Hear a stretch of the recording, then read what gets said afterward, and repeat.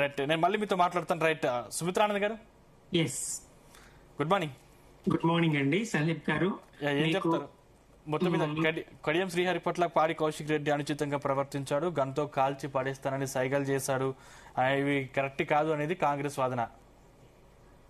Good morning అండి. మీకు ప్యానెల్లో ఉన్నటువంటి ప్రొఫెసర్ కత్తి వెంకటస్వామి గారికి, డాక్టర్ జయరాం గారికి, జీ తెలుగు న్యూస్ ప్రేక్షకులకు జై తెలంగాణ. Good morning. అసెంబ్లీ ఈ కాంగ్రెస్ అధికారంలోకి వచ్చిన తర్వాత అసెంబ్లీ వ్యవహారము రోజు రోజుకు దిగజారుతూ ఉన్నదండి. అసెంబ్లీ సాక్షిగా స్వయంగా ముఖ్యమంత్రి గారే బెదిరింపులకు పాల్పడుతూ ఉన్నారు. ఎథిక్స్ కమిటీ అనేది వేస్తే అది కనుక చర్యలే తీసుకుంటే మొట్టమొదలు ముఖ్యమంత్రి గారి మీదనే చర్యలు తీసుకోవాల్సి ఉంటదండి. నాటి నుండి తాను ముఖ్యమంత్రిగా బాధ్యతలు చేపట్టిన నాటి నుండి కూడా అనేక అనుచిత వ్యాఖ్యలు, అసెంబ్లీ సాక్షిగా బెదిరింపు వ్యాఖ్యలు చేస్తూ వస్తున్నారు. గతంలో మహిళా జర్నలిస్టులను ఉద్దేశించి బట్టలు ఇప్పదీసి రోడ్డు మీద ఉరికిచ్చి కొడతానని చెప్పడం, అలాగే పోని వాళ్ళంటే సభ్యులు కాదు, మరి సభ్యులను ఉద్దేశించి కూడా ఆయన అనుచితంగా మాట్లాడిన సందర్భాలు ఉన్నాయి. అలాగే దానం నాగేందర్ గారు, ఇప్పుడు పాడి కౌశిక్ రెడ్డి గారిది నేనైతే చూడలేనండి.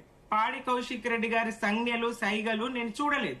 ఏదైతే బెదిరింపు సైగలు చేశారో, గంతో గాలుస్తానని సైగలు చేశారు అనేది నేను మీరు చెప్తే వింటున్నాను, కానీ నేను అన్ని వెతికి చూసా, అన్ని ఛానళ్లు వెతికి చూసా. ఏమన్నారు కౌశిక్ రెడ్డి గారు చూద్దామని, ఎక్కడ నాకు కనిపించలేదు అసలు. మరి కనిపించని దానికి ఇంత రాద్ధాంతం చేస్తా ఉన్నారు. ప్రజలందరూ, తెలంగాణ ప్రజలందరూ విన్నారు, 4 కోట్ల మంది ప్రజలు విన్నారు, ముఖ్యమంత్రి గారి బెదిరింపులను విన్నారు. బడవేలు అనేటువంటి స్థాయి పదజాలం, అసలు దానికి అర్థం తెలిసే మాట్లాడినా ముఖ్యమంత్రి గారు. మరి ఇట్లాంటి మా బాధ్యత కలిగినటువంటి ప్రతిపక్ష నేతలు, బాధ్యత కలిగినటువంటి ఉద్యమకారులు, వాళ్ళు మాజీ మంత్రులు హరీష్ రావు గారిని, కేటీఆర్ గారిని బడవేలని సంబోధించిండ్రు. అలాగే మీకు దానం నాగేందర్ గారు అయితే ఉరికిచ్చి కొడతా నా కొడకల్లారని చెప్పేసి గట్టిగా తీవ్ర స్థాయిలో ఆయన విరుచుకుపడ్డారు. సభలోనే ఆ బెదిరింపులకు పాల్పడ్డారు. ఆ సాక్ష్యం ఉన్నది. కడియం గారు కూడా నిన్నటికి ఆయన ఏం మాట్లాడతారు? సిగ్గుందా సిగ్గుందా సిగ్గుందా, ఏంటా పదజాలం? సిగ్గుకు అర్థం ఏంటి? సిగ్గు అనే మాట పదే పదే ఆయన ఎందుకు మాట్లాడాలి? ఆయన మాటలకు ఏదైనా అటు నుంచి సైగా వచ్చిందేమో, అది కూడా నేను చూడలేదు. ముందు సిగ్గుందా సిగ్గుందా అని పదే పదే మాట్లాడినటువంటి కడియం శ్రీహరి గారిది తప్పండి. రేవంత్ రెడ్డి గారు కూడా నిన్న పదే పదే సిగ్గుందా అని మాట్లాడతారు. ఆయన జేబులకేలో జీతం తీసి ఇచ్చినట్టు కేసీఆర్ గారిని రాజీనామా చేయించండి అని మాట్లాడారు. సుమిత్రానంద్ గారు, కానీ కడియం శ్రీహరి కావచ్చు, లేకపోతే దానం నాగేంద్ర గారు కావచ్చు, మొత్తం మీద మీ పార్టీ నుంచి బయటకు వచ్చిన తర్వాత చాలా ఆరోపణలు చేస్తున్నటువంటి పరిస్థితి. కడియం శ్రీహరి గారు అసెంబ్లీలో నా సొంత భూముల్ని అప్పుడు ఉన్నటువంటి ప్రభుత్వం లాక్కుందని ఆరోపణలు చేశారు.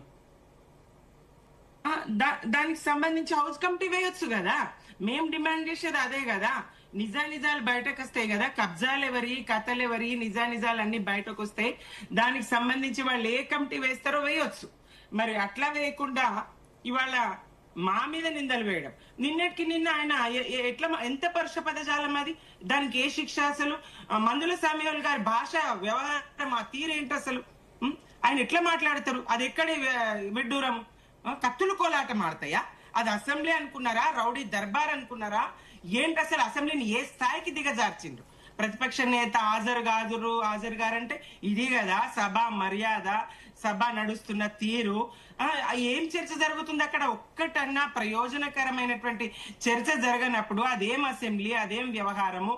సభ నడిపే తీరు అదేనా? అసలు తెలంగాణ అంతా విస్తుపోయే విధంగా కౌశిక్ రెడ్డి గారి సంజ్ఞలను, సైగలను ఎవ్వరు చూడలేరు. మందుల సామ్యుల్ గారి మాటలు అందరూ విన్నారు. కత్తుల కోలాటం ఎట్లాడతారు ఆయన? మీరు చెప్పారు ఇందాక, పొడికత్తులు వేస్తే గడియలకు వేలాడతాయంట. ఏం వేలాడతాయి? ఎవరిని చంపుతారు? ఏమనుకుంటున్నారు? ఏం భాష ఇది? ముఖ్యమంత్రి గారి మీద చర్యలు తీసుకోండి. ఆయన అనుచిత వ్యాఖ్యలు గతంలో చేశారు, చేస్తూనే ఉన్నారు, కొనసాగిస్తూనే ఉన్నారు. అలాగే ఎథిక్స్ కమిటీ, నిజంగా ఎథిక్స్ కమిటీ చర్యలు తీసుకుంటే మొదట ముఖ్యమంత్రి గారి మీద, తర్వాత దానం నాగేందర్ గారి మీద స్పీకర్ గారు ఏమంటారు? ఒకవేళ మీరు మాట్లాడిన అనుచితం అనుకుంటే ఆయన వినలేరా? అనుచితం కాదా? ఉరికిచ్చి కొడతా నా కొడుకల్లారా అనే పదము సాటి సభ్యులను ఉద్దేశించి, ఎవరో బయట వాళ్ళని కాదు, గౌరవ శాసనసభ్యులను ఉద్దేశించి ఉరికిచ్చి కొడతారు ఆయన. ఏ రౌడీ భాష, ఏ రౌడీ దర్బారు. ఏవైనా ఆరోపణలు ఉంటే మీరు ఏ కమిటీ వేస్తారా? వేయండి. ఎథిక్స్ కమిటీ వేస్తారా, ప్రివిలేజెస్ కమిటీ వేస్తారా, హౌస్ కమిటీ వేస్తారా? కమిటీలు వేయండి, విచారణ చేయండి. నేరం ఎవరిదైతే వాళ్ళు, తప్పెవరు చేస్తే వాళ్ళు తెలంగాణ సమాజం ముందర దోషులుగా తలవంచుకోవాల్సిన పరిస్థితి తప్పకుండా ఉంటది. పదే పదే దృష్టి మళ్లించడానికి, అటెన్షన్ డైవర్షన్ పాలిటిక్స్ లో భాగంగా ఇచ్చిన 420 హామీల నుండి పారిపోవడానికి, 13